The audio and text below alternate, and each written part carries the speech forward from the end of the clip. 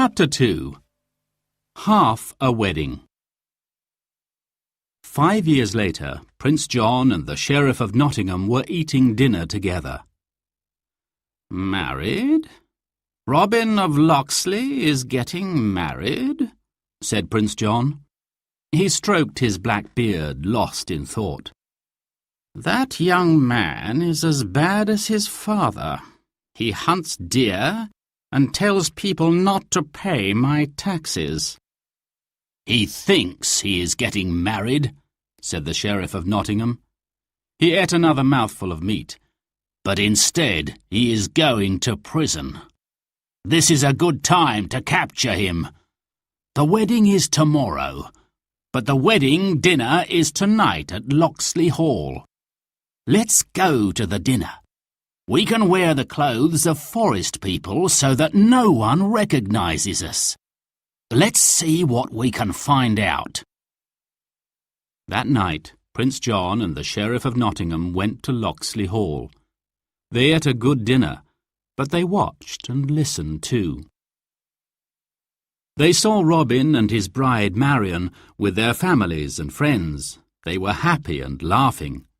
And they heard a boy no more than 12 years old telling Robin his story. "My name is Much. I am the miller's son.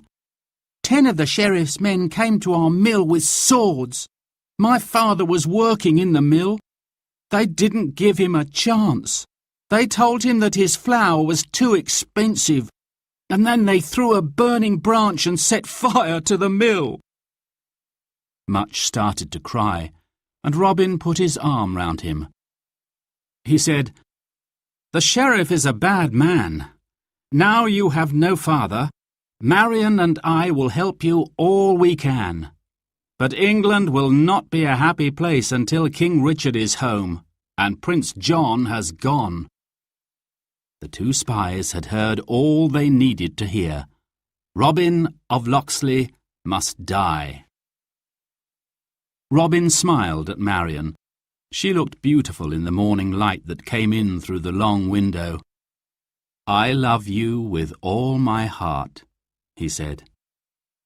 The abbot opened his mouth to say the words that would make them man and wife. But then the big wooden door crashed open, and a man walked in. He held a long, sharp sword above his head. "Stop!" he shouted. "I am here to do the work of the Sheriff of Nottingham. This wedding cannot continue." The abbot said, "You are Sir Guy of Gisborne, I think. This wedding is not against the law of the land. Why do you come here with your sword in your hand and say that it cannot continue?" "This man is Robin of Locksley," cried Sir Guy.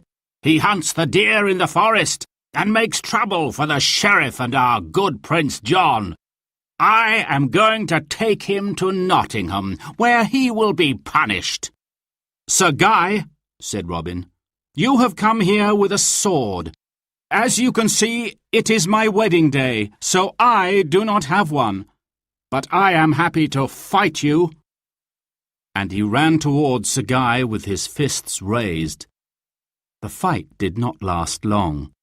Sir Guy and his men could not beat Robin and his friends, and they soon ran away.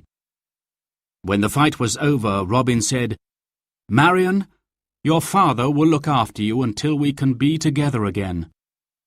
Then he spoke to his best friend, Will Scarlet.